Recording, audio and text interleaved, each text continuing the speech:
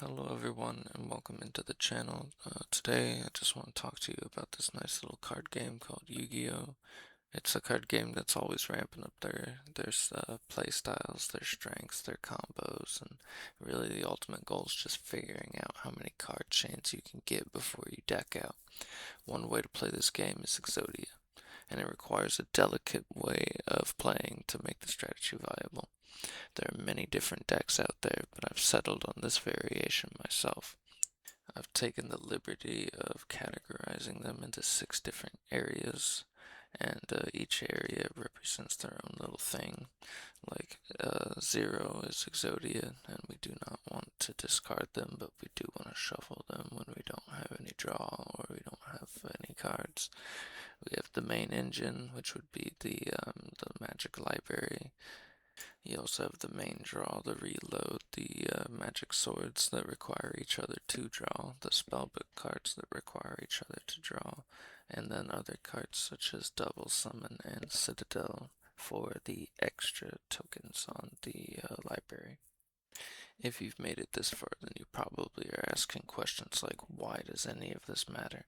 Why would you care? Well, it's actually pretty simple, and I feel like you might be able to get on board with what I have to say. And it's related to logical and algorithmical production, right? And it's kind of like a learning language model, but it is what it is. We'll see what it is.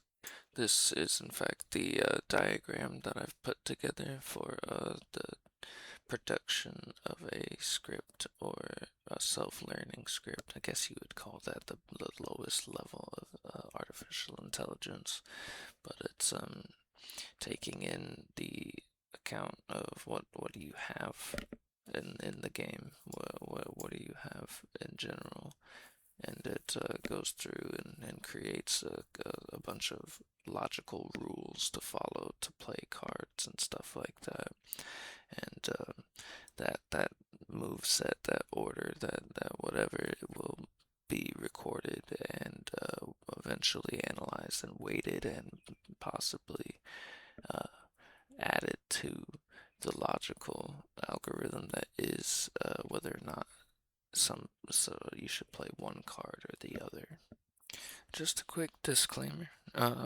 This is all for educational purposes.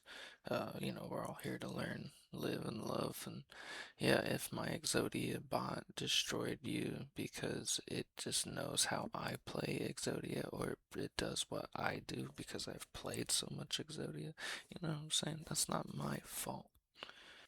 Alright, so before we go into the nitty-gritty details, let's start at the beginning and clarify a few key factors, like how exactly are we going to view the game, and how will everything kind of come together to actually make something work. So like, how do the cogs work? What are the cogs, and what are the parameters of the cogs? What are the restrictions? What are the capabilities? And we're just gonna have to kind of deep dive into each function and describe it, and put it into a frame that we can understand.